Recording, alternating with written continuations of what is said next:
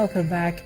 If you just joined us, you're watching the news at 10, broadcasting on Channels Television live from Lagos. A reminder of our main stories. The message of hope resonates across the world as Christians commemorate the resurrection of Jesus Christ. The President gives assurances of faster progress in delivery of democracy dividends. Kidnappers on the rampage as they allegedly abduct an army colonel in Kaduna State. And it's deadly Easter in Pakistan as at least 60 people die in an explosion in Lahore.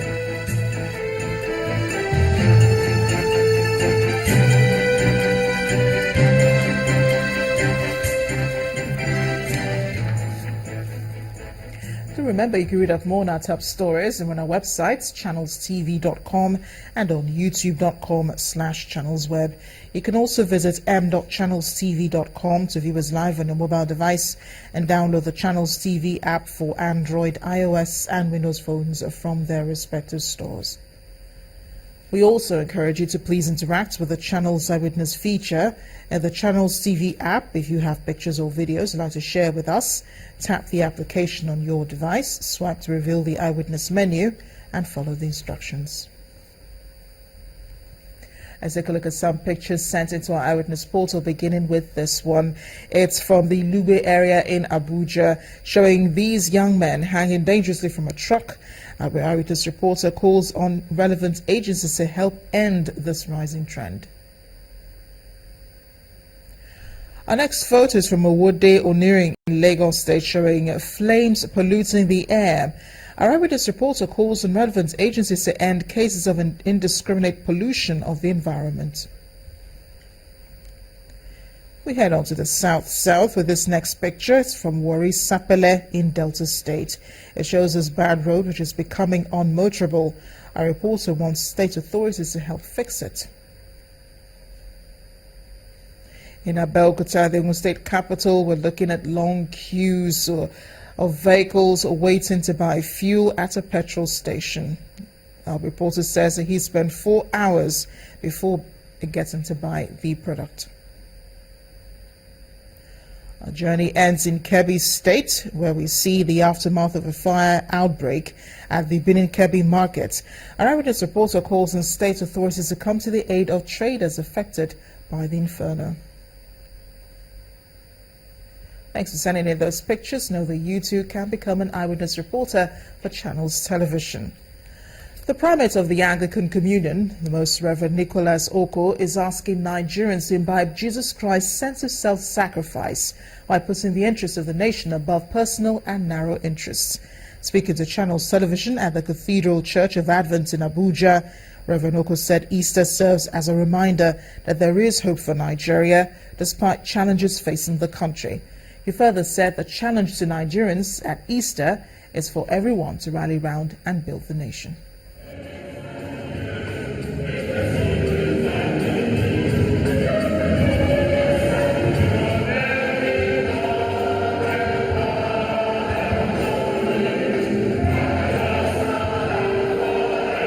Christian faithful in different churches across northern Nigeria celebrate Easter, the resurrection of the Lord Jesus Christ. At the Cathedral Church of Advent in Abuja, it was Thanksgiving service as members of the church sang praises for the sacrifice and forgiveness the resurrection of Christ holds. The Anglican primate, who believes there is hope for a better Nigeria, however, preached strongly against homosexuality, which he says must not be allowed to thrive in Nigeria. All talks and stories about homosexuality or whatever it is called must be banished from your presence. If that is what they prefer, let them take it and keep it. They have had Christianity for thousands of years. We are not yet 200 years old. We are still a baby, and we have the right to advance according to our own way.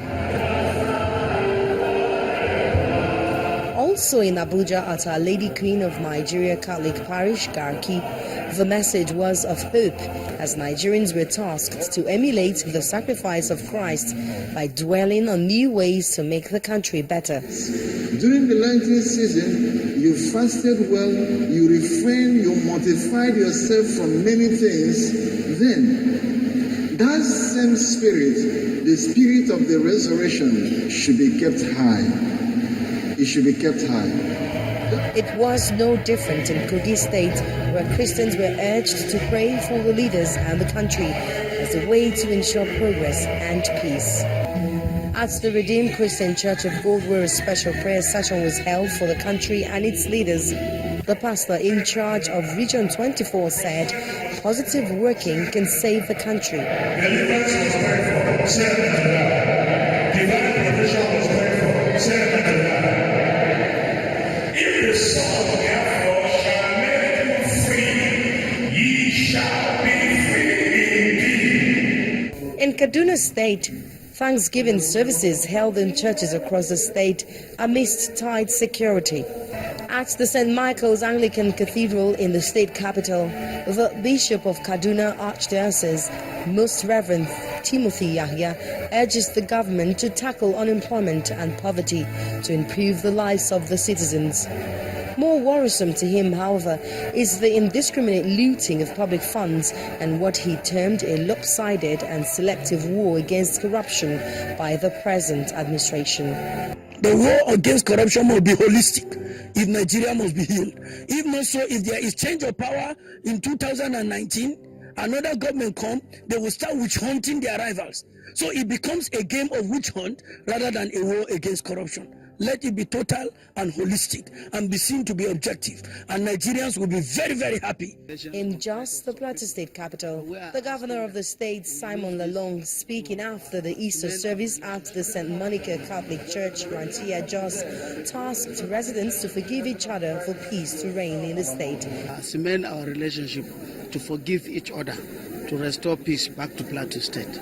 And I think this is the period, this is my message for the people of Plateau State during the Easter. Across the northern region, the message is peace, forgiveness, sacrifice, and hope. For many of the religious leaders, the Easter celebration should serve as a foundation for positive things to come. They say it is a time for every Nigerian, especially Christian faithful, to search inwards and strive to live according to the teachings that Christ represents with his life of resurrection. Pope Francis' message this Easter has been one of reprimand, condemning those who fail to help migrants during his traditional Easter speech in Rome. The Pope said migrants often met rejection from those who could offer them welcome and assistance. He also urged people to use the weapons of love to combat the evil of terrorism.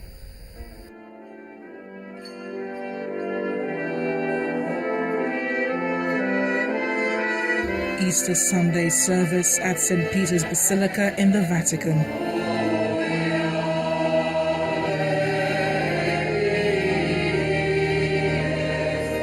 The faithful gathered to celebrate the resurrection of Jesus Christ in defiance of recent terror attacks in Belgium and heightened security across the continent.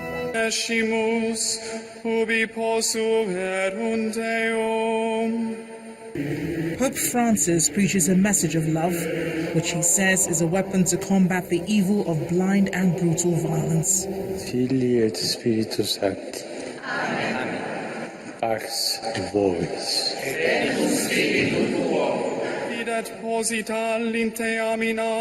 He later spoke of violence, injustice and threats to peace in many parts of the world.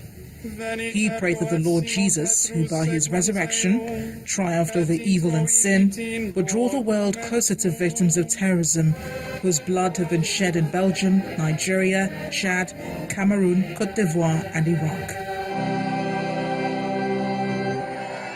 The 79-year-old has condemned the Brussels attacks this past week, even at the Good Friday service, where he said followers of religions who carried out acts of fundamentalism or terrorism were profaning God's name.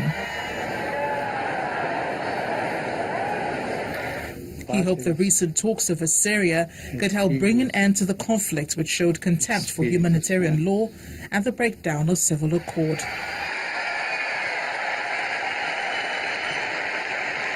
Then he called on Europe not to forget those fleeing war, hunger and poverty, seeking a better future.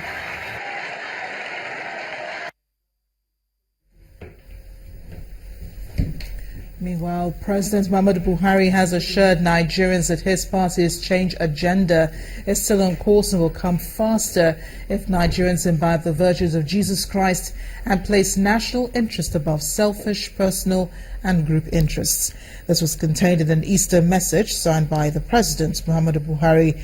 In the words of President Buhari, we will surely make faster progress towards the achievement of a peaceful, united, strong, progressive and prosperous country we all desire, if as a nation we eschew all divisive parochial, ethnic and religious sentiments and rivalries. Our unfortunate notoriety in recent years as a country where the blood of women, men and children is callously shed has become embarrassing and utterly unacceptable. To stop this trend, the President has asked for greater support from all Nigerians, saying the armed forces, police and other security agencies are being progressively reformed, positioned and empowered to win the war against terror. President Buhari also promises with the passage of the 2016 budget, he will ensure its efficient and successful implementation. The Senate President, Dr. Bukola Saraki, is asking Christians across the country to use the Easter celebration to pray for sustainable peace and economic growth in the country. Senator Saraki, in his message to mark the Easter festivities, says that it is important for all Nigerians to borrow a leaf from the humility and sacrifice exhibited by Christ when he yielded his life for the redemption of mankind. The Senate is also reminding Christians of the need to remain steadfast and always promote religious harmony between and among various groups as panacea for developing the nation.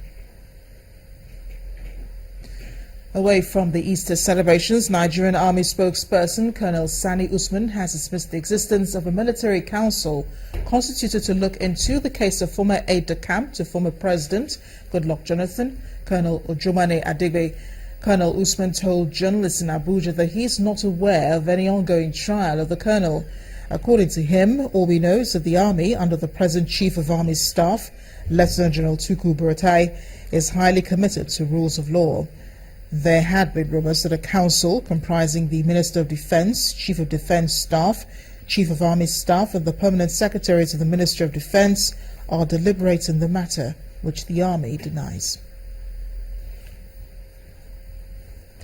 A senior army officer serving at the Nigerian Army School of Infantry, Jaji, Kaduna State, Colonel Samaila Inusa, has been abducted by kidnappers. The Deputy Director, Public Relations of the 1 Mechanized Division, Colonel Usman Abdul, says the Army officer was abducted from his car around Kamazo area near Refinery Junction in Chikun local government area of Kaduna State. The abductors intercepted the officer's personal car and later dropped off his wife before leaving with him as they traveled along the Abuja-Kaduna road. In the last 48 hours, there have been reports of kidnapping in some parts of the country, raising concern about the state of our national security. In Kaduna, Engineer Mantu Ahmed, former Group Executive Director, Refining and Petrochemicals at the NNPC, was allegedly abducted at Jere along the Abuja-Kaduna road on his way to Kaduna. In Edo State, one Abibat Ajoto, a 68-year-old mother of the Edo State House of Assembly lawmaker representing Akoko Edo community, and her adopted son were also abducted by gunmen.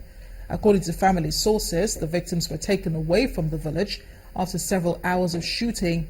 And then today, there's also a report of a senior army officer serving at the Nigerian Army School of Infantry in Jaji. He was abducted by suspected kidnappers in Kaduna State. In addition, former President Goodluck Jonathan has lamented an increase in abductions for ransom across the country, particularly in the Niger Delta region. Former President Jonathan was said to have condemned kidnapping when he visited the home of his freed foster father, Chief Nitabai Inegite, who regained freedom after spending a month in captivity. What could have caused these recent increase in the spate of kidnapping? I'm being joined now on the News at 10 by Professor of Sociology at the Lagos State University, Olaide Adedokun. You're welcome to the News at 10. Thank you. Happy Easter. I mean, in the midst of, all that's going on, we forget, that there is something to celebrate at the end of the day. But back to the issue, from your study of the society and considering the present situation, what would you identify as reasons for the increasing trend of kidnapping? Well, I want to say that kidnapping has become a frightening problem. Although it's a global problem, but in Nigeria it's become a very, very frightening issue to us now. Some of the problems, underlying problems, could be the high unemployment in our country today, poverty, illiteracy, greed. There is the political and the religious angles to these. So there are problems. And it's frightening that youths are becoming to see kidnapping as a business rather than the problem that it is. Could it have something to do with our value system? Well, could that be changing? Could that have changed over time? Oh, certainly our value system has changed over time. What we regard as good and bad have probably changed, gradually, with time. In the time past, people worry about their names, family issues, worry about integrity, worry about who you are and all that. But that's fast changing, and it's been eroded, by other values that are creeping into our societies. Professor Adedokun, Nigeria is claimed to be a religious nation. So how well is religion impacting on social behavior? We are very religious, very, very religious, but unfortunately, one does not see the link between the high-level religiosity and behavior, particularly among the youths. Globalization, the need to act fast and get rich fast is eroding so many of our values that it's becoming difficult for youth to separate what is good and bad, and families are beginning to feel helpless in dealing with these issues. So what should we do right as a nation to get us back to that place where we were morally conscious as a nation to these crimes and some of the reasons why you say that kidnapping has been on the rise? What we can do, we can look back and reevaluate our entire social fabric. We need to look at what we teach young people right from the elementary schools, to the high schools. What are our values? We need to put religion in the level, which it should be, training people to recognize those things that are valuable to society, that will make them wholesome individuals, in society as they grow up. But there are those who say that people use religion to cover up a lot of evil. So is it really about going back to religion, or is it really about finding out, bringing out the real moral values that really help society to become a much safer place? Usually we mix both, moral values and religion. They are separate issues. We have moral values that individuals can learn without being Christians or Muslims. They can learn to be good. Now, if an army colonel can be kidnapped, what does that say about our security system? Does it suggest that there is much more trouble than we're looking at? There is much more trouble. There is much for governments, to look at. There is more for civilians even to be frightened. Ordinary people on the street. If such people can be kidnapped, then you and I are not safe at all. Thank you for exposing those social ills and the reasons for them, Professor Olaide Adedokun of the University of Lagos State University. Thank you for joining us on the News at 10. Thank you for having me. When the News at 10 returns, Kano State government visits scene of fire outbreak. That's in a moment. Please stay with us.